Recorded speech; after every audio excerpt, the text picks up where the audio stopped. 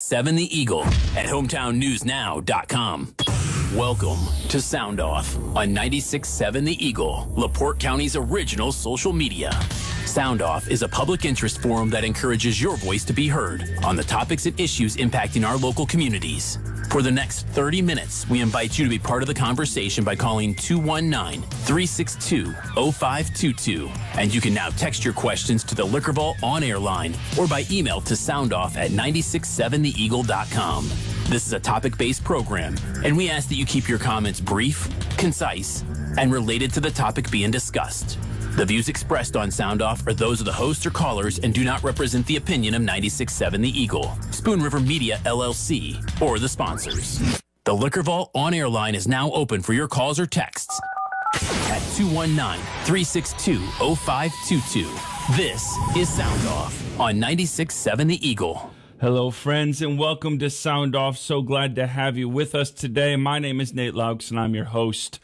Today, we're going to talk about what's happening in Afghanistan. The war in Afghanistan has been happening for most of my adult life.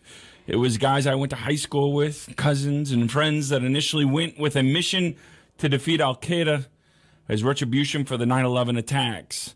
President Obama started saying, we're going to get out.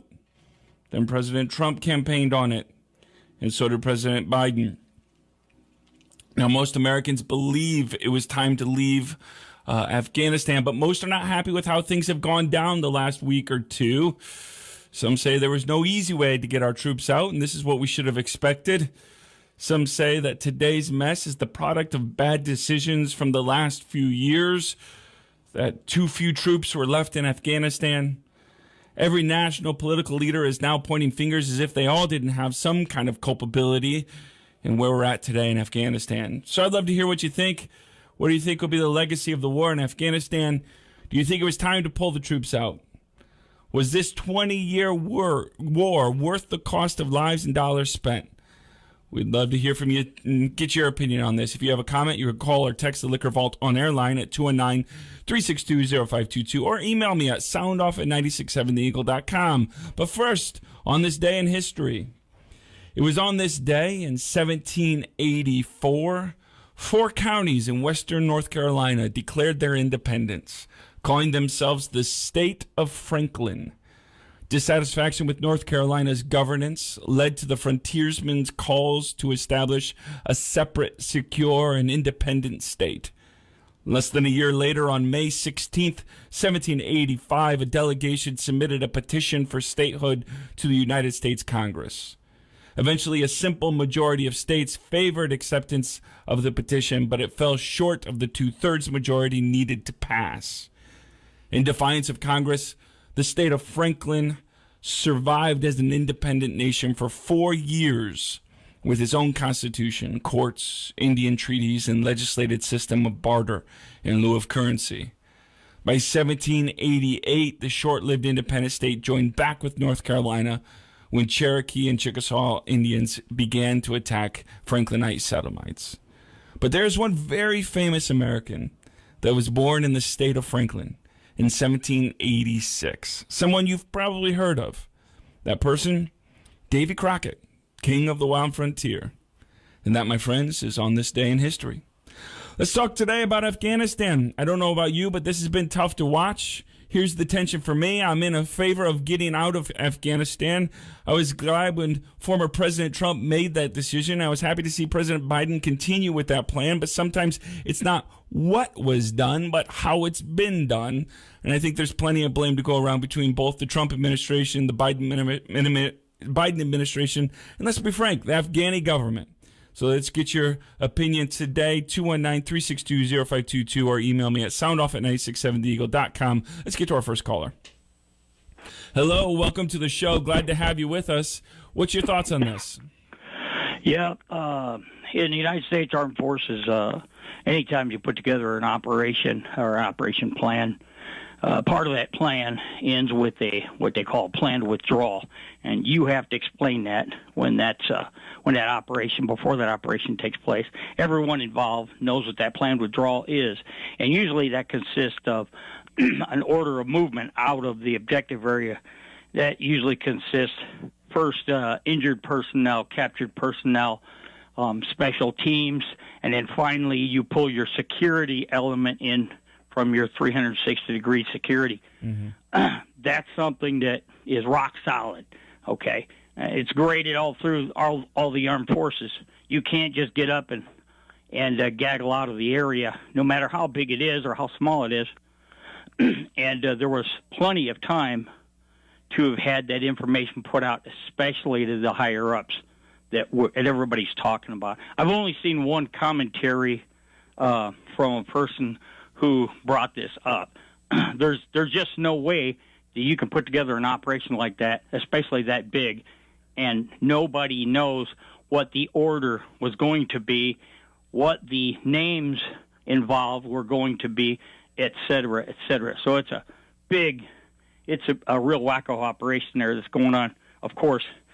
They should have, it was a good idea. The Afghanistan overall, the whole operation was a good idea. It just lasted too long, and they should have left behind a large base. There's plenty of room there to leave a base behind to operate of. So that's it. Yeah, thanks so much for calling, buddy. Thanks for your opinions there. Let's get to another caller. Hello, you're on Sound Off. Thanks so much for calling. Thanks for listening. What's your thoughts on this? Well, you can, in any time like this, there's never a really good time to leave. Yeah. But too many times we let our government make these decisions when this should be left up to the military. Listening to the generals that retired after the election because they chose not to serve under President Biden. The plan withdrawal included getting every American civilian, every Afghan ally out of there. It also included using Bagram Air Force Base. We abandoned that base, and now we're stuck at Kabul. Before this is over, we will see an attack on American soil again. You will also see rocket launchers, as the Taliban announced to the German Reuters news agency yesterday. There is not going to be an allowance to stay past August 31st.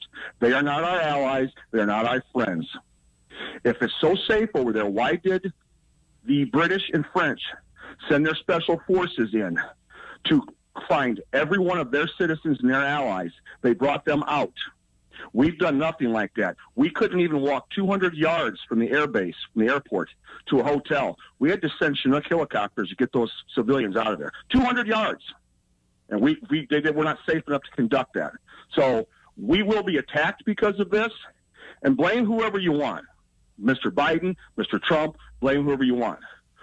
Since we went there, we have not been attacked, but now we will be. And there are also military retired generals on the news agencies from both sides, left, right, all of them.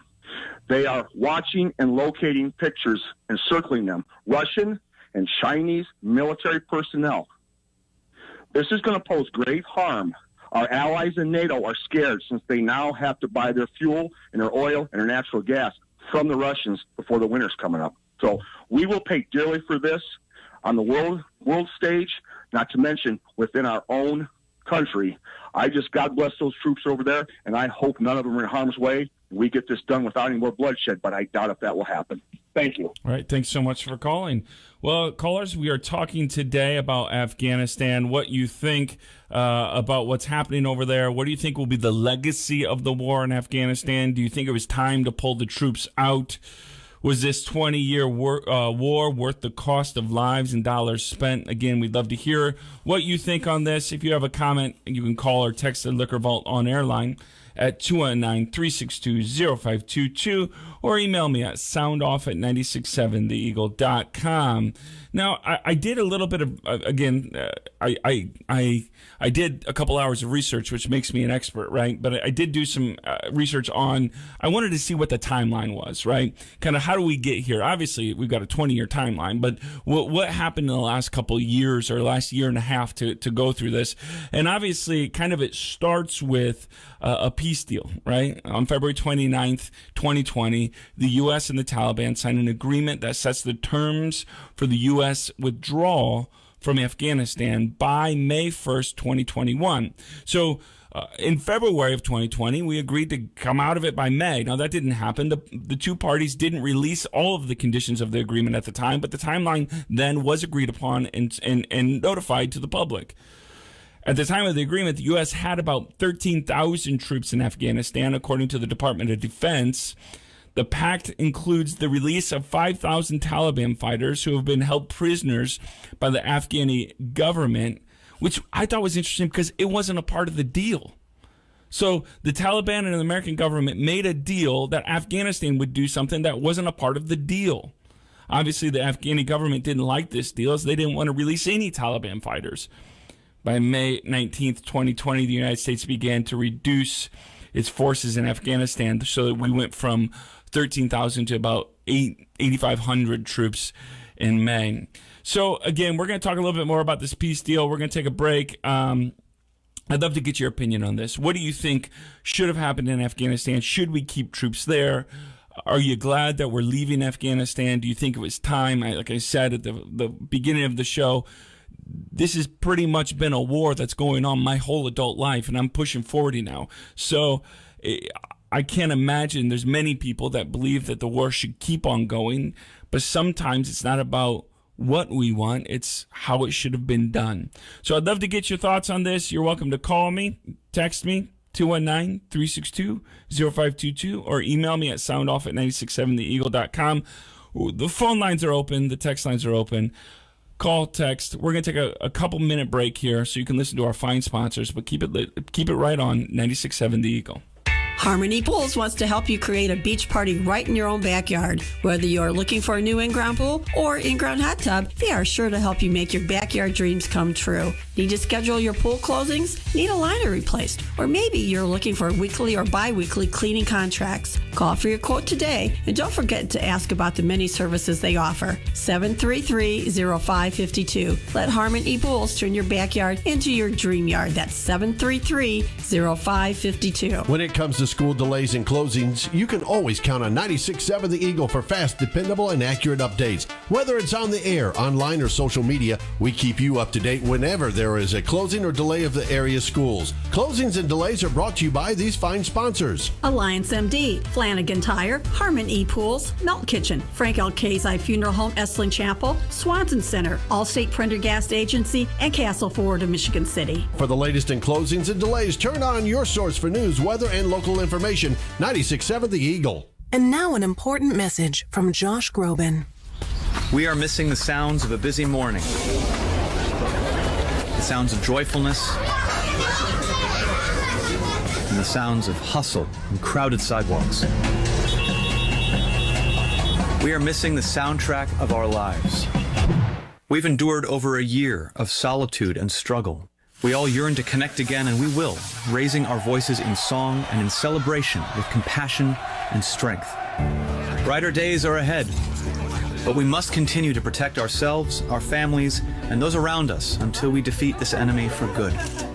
Please get vaccinated and keep following the necessary guidelines until we are all safe. No matter where you're from or where you live, we're all connected. So let's bring back the soundtrack of our lives. Let's unite to prevent. For more information, visit unitetoprevent.org. This look at the forecast brought to you by M&R Upholstery, your go-to for reupholstery work since 1974. Locally owned and operated, turning your old into new, commercial and residential, with local pickup and delivery at 613 Andrew Avenue in LaPorte. Michiana weather. An isolated storm is possible this afternoon, otherwise partly sunny with mid-80s. For tonight, an isolated storm is possible, 68, on the way to 90 for a high Tuesday. From the Weather Center at HometownNewsNow.com, I'm meteorologist Paul Trombley. Right now, 83. We're waiting to hear from you. Dial or text 362-0522 and let us know what you think. That's 362-0522.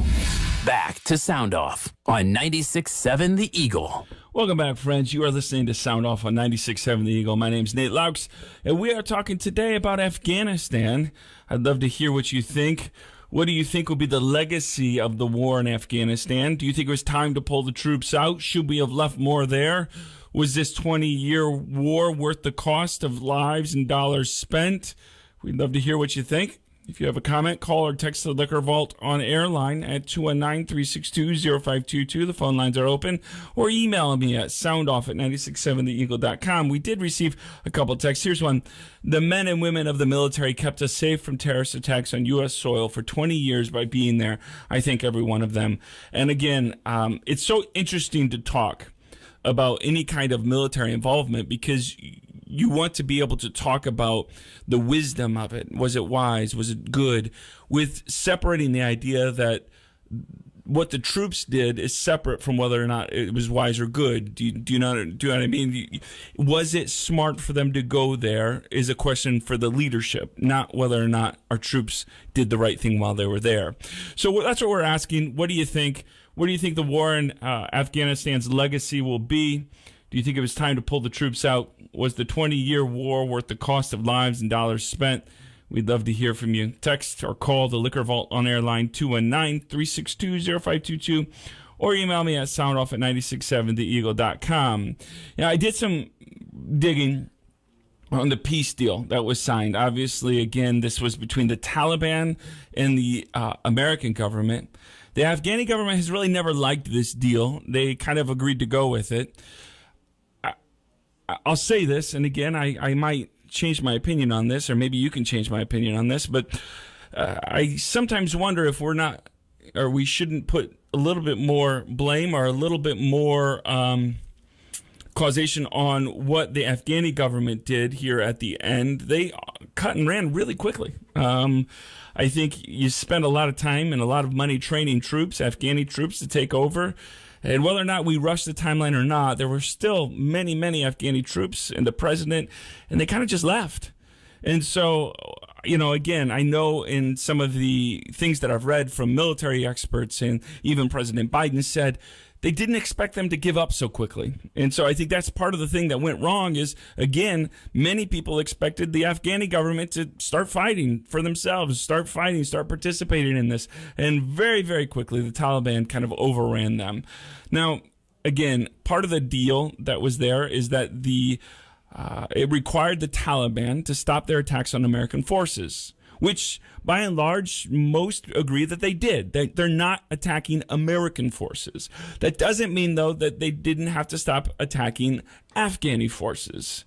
They didn't have to stop attacking other people. Afghan government would release then the 5,000 Taliban prisoners, which they were not in favor of, while the Taliban then would release 1,000 Afghani prisoners. The Taliban had to pledge that they wouldn't harbor terrorists. But what was interesting about this plan that we signed with them is they didn't have to denounce terrorist groups like Al-Qaeda or any of the other terror cells there. They just had to pledge that they would no longer partner with them in this time of transition. So again, we're getting your thoughts on this. What do you think? Give us a call. Shoot us a text. The Liquor Vault on-air line is 219-362-0522 or email me at soundoff@967theeagle.com. Let's get to another caller. Hello, welcome to the show. Thanks so much for listening. Thanks for calling. What's your thoughts on the war in Afghanistan and where we're at now? Good afternoon, Reverend. Hi, glad to have you on the show. Well, when Trump was making the arrangements for it, the Taliban was afraid of him because he told them what he would do. And as soon as Wimpy Joe got in, they knew what was going to happen, so they didn't bother anything. They started taking over the north part of Afghanistan before when Biden told them he was going to start pulling the troops out. And then he gives them the date he's going to do it, so they knew what was going on.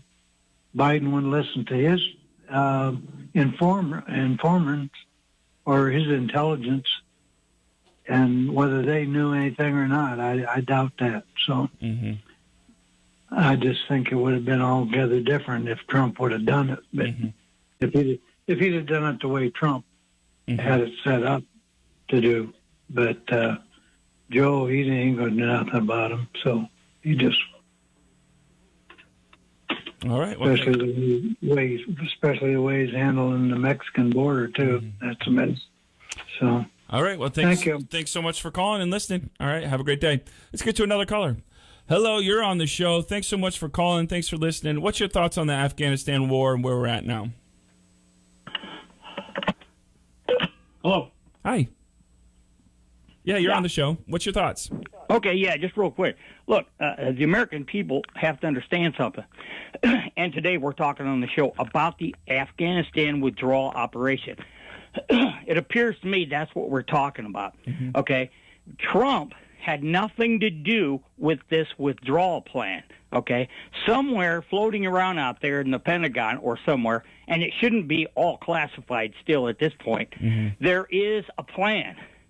And everybody up the chain of command should have known what that is. And the reason I'm saying that is because it's such a big operation. This is something that's overwatched by Miley at least, and sure the Secretary of Defense. Somebody knew or should have known what that plan was. No one yet has said we were going to do this and this originally, and this happened, so we did this. They're not saying any of that. They just bring it up little factoids about Afghanistan and all these people are out there. What was the plan? They were overwatching this, and damn sure the president should have known. He should have had some answers, not this. Last year Trump made this deal. It wouldn't have made a difference if he made a deal with Chiang Kai-shek. It would make no difference. At some point when that operation took off, there's a responsibility for it. Doing that plan was assigned to somebody, a lower general, a couple of colonels, whatever. And there is that plan. The question is, what was it and where is it? That's the idea. This whole Trump thing is just smoke and mirrors. Nobody wants to look at this section of the operation. That's it. All right. Thanks so much for calling. I know there have been some senators, including Senator Bob Menendez, that has called, who's from New Jersey, has called for hearings on this. Because, again, I think a lot of people want to know more about, again, the inner workings, some of the classified things that are going on behind the scenes. How did we get here? I would push back a little bit on some of that to say, you know, the draw out of troops didn't just happen, right? We are in a process of doing this over the course of a year. There were peace deals that were signed. There were peace agreements that were signed. There were peace deals broken, quite frankly. You know, what I don't understand in some of this, again, I know that there were stipulations on the peace agreement that was made. But I also know that the peace agreement wasn't followed. In August 18th, how do I know that? Because our own Inspector General says it wasn't, and releasing a report that covered activity in Afghanistan from April 1st to June 30th of 2020. The Defense Department's Inspector General even said the Taliban did not appear to uphold its commitment to distance itself from terrorist organizations in Afghanistan. U.S. and U.S. officials reported that the Taliban continued to support al-Qaeda and conducted joint attacks with al-Qaeda members against Afghan national defense and security forces. So what I'm confused about is last August, we knew that the Taliban wasn't following the rules in which they said they would follow in order to draw down and withdraw the troops from American troops out of Afghanistan. So if we knew they weren't being, you know, diligent in following the agreement, why do we keep on going along with the agreement? And then why are we surprised now that, again, we're in the position that we're in now? In September 18th, again, the American government essentially said, President Trump said we're dealing very well with the Taliban. So this is after the Inspector General's report. So there's some kind of separation between President Biden, President Trump, the Inspector Generals, the military. And again, I think it'd be wise for the government to have some kind of hearing or just some kind of more information for the public so that we can understand afterwards. Now, I do think it's probably wise to wait. Let's wait a little bit until all the people are out. And we can safely get people to a better place. But these are the questions that I think we ought to have as Americans about what happened and the lives that have been impacted by this drawdown, this withdrawal of troops, and how we got to where we're at. So today on the show, we're talking about the Afghanistan war, the war in Afghanistan, what you think about it. What do you think will be the legacy of the war in Afghanistan? Do you think it was time to pull the troops out? Was this 20-year war worth the cost of lives and dollars spent? Again, if you have a comment or an opinion, the Liquor Vault on Air line is 219-362-0522. You can call or text me, or you can email me at soundoff@967theeagle.com. Here's a comment that we received online. I've read, this is from somebody that texted us in. Thanks so much for texting, by the way. I've read on TV, Afghanistan does not want to help themselves, and the Bible says God helps them who help themselves. So I say, whatever happens, happens. All right, let's get to another caller. Hello. Thanks so much for calling. Thanks so much for listening. I'm glad to have you here on the air. What's your thoughts on the war in Afghanistan? My thoughts are we've spent 20 years over there at war, but not only at war, but we've spent 20 years training the Afghan people and the Afghan army. And I know we're supposed to defend those who can't defend themselves, but in this case, it seems like they did not want to defend themselves, and they just laid down as soon as the Taliban came in. And if they won't fight for their own freedom, why should we keep defending them? They just laid down and let the Taliban run over them. They were 300,000 strong, and the Taliban was only 75,000. So at some point, after 20 years, and they won't stand up for themselves, why should we keep helping them if they won't do it themselves? Yeah, I can't help but agree a little bit with your thoughts here because, again, I think one of the things that's really went wrong and one of the issues that we've had here is I don't think anybody expected the Afghani military and the Afghani government to essentially just fracture and quit so quickly. I think the American military, the American government expected a little bit more fight. And so when that happened, obviously, you're stuck with a lot more issues than you thought you'd have. Now, I did look into some of the cost of the war and things like this. So, again, it's one of the things that you have to look at when we decide, was it worth it? Obviously, after 9/11 happened, many of us were saying whatever we have to do to keep America safe. And as some of our callers have said, very rightly, we haven't had a terrorist attack on American soil, from the Al-Qaeda or anything like that. But in 2 decades in Afghanistan, 2,443 U.S. service members died, as well as more than 114,000 Afghans. According to Forbes, in the 20 years since September 11th, 2001, the United States has spent more than $2 trillion on the war in Afghanistan. That's just in Afghanistan. That's not Iraq. That's not any of the other things going on. That's $300 million per day, every day for 2 decades. There is still allegedly 5,200 American troops or so in Kabul. More troops are being sent to help with the evacuation and withdrawal. But again, we're asking, what do we do? As one caller just said, I think some of the blame might be on the Afghanis as well, as they very quickly stopped fighting. They very quickly kind of just gave up. So we're asking your opinion. What do you think about the war in Afghanistan? Do you think it was time to leave? Again, these are separate questions a little bit. Was it time to leave, and how was it handled? What do you think the legacy will be of the war in Afghanistan? Do you think it was worth the cost and dollars spent? We'd love to hear what you think. And again, I want to make sure this is very clear. To have this conversation, we have to have a little bit of nuance, because we should all thank our service members, our men and women in the armed forces that go into harm's way, that help protect America and our interests. But sometimes they're asked to do things that I know many of my friends even question why they're there or what they're doing, but they did it because that's what American troops do.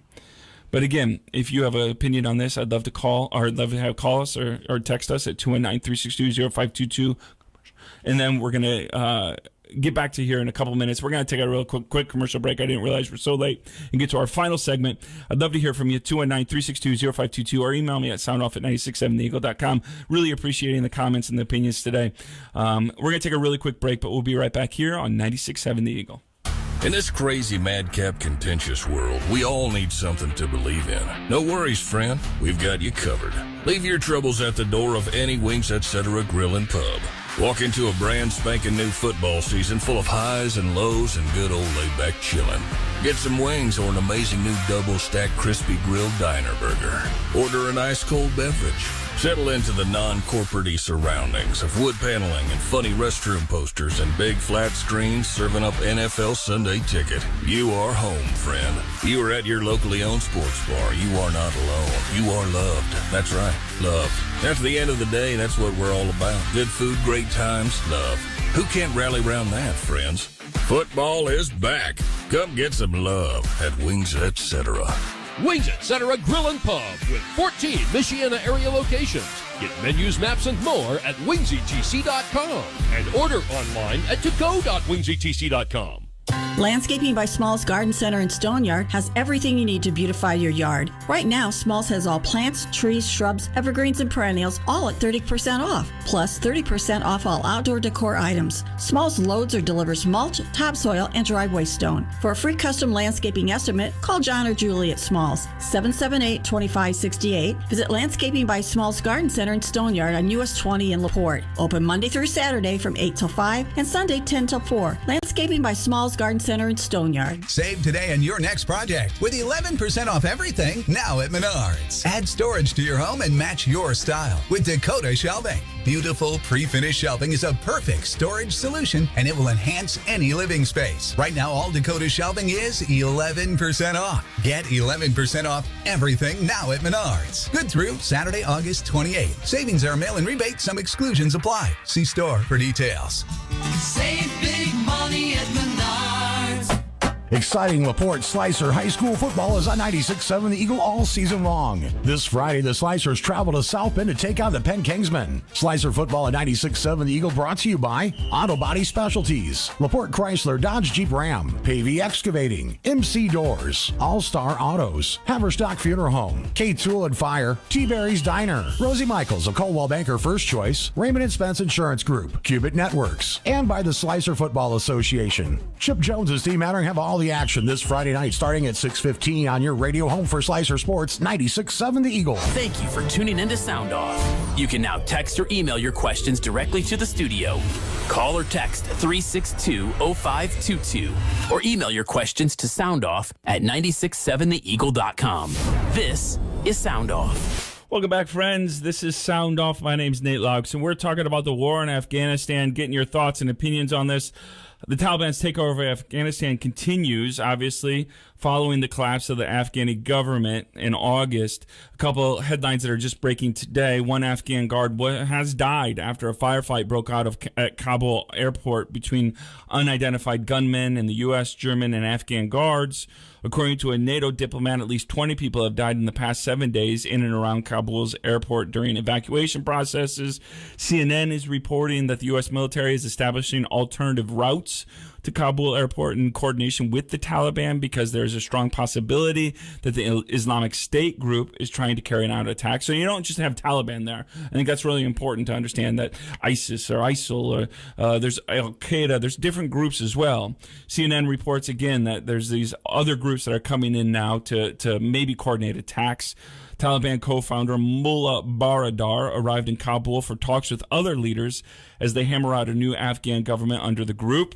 And finally, the U.S. Embassy issued a new security warning on Saturday telling Americans in Afghanistan not to travel to the Kabul airport without individual instruction from a U.S. government representative.